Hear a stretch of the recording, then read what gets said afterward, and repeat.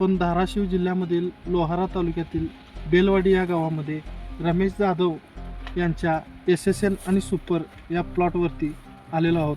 त्यांनी ऋषी ॲग्रोच्या शेड्यूलप्रमाणे सुरुवातीपासून फवारणीचं नियोजन केलेलं आहे. त्यांचा प्लॉट आत्ता साधारण 80 दिवसाच्या आसपास आहे. त्यांच्या प्लॉटवरती तुम्ही लांबी आणि फुगवण पाहू शकता.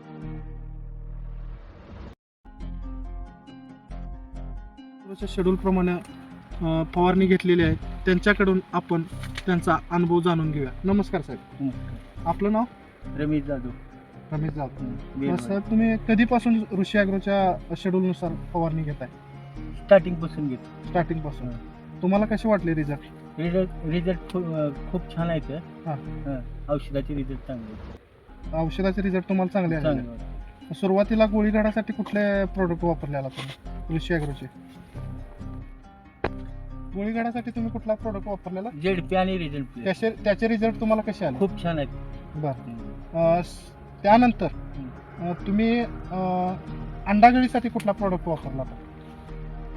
तुम्ही अंडागळीसाठी कुठला प्रोडक्ट वापरला? सेलफूट आणि कॅल्शियट वापरले. त्याचे रिझल्ट तुम्हाला कसे मिळाले?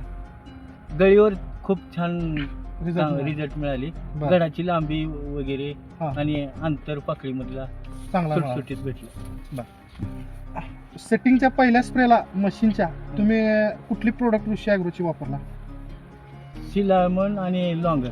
सिलामिनो लॉंगर. लॉंगर सिलामिनो किती वापरलेला? 1 लिटर. आणि लॉंगर 1 लिटर. 1 लिटर. त्याचे रिझल्ट तुम्हाला कसे वाटले? त्याचे पण रिझल्ट चांगले.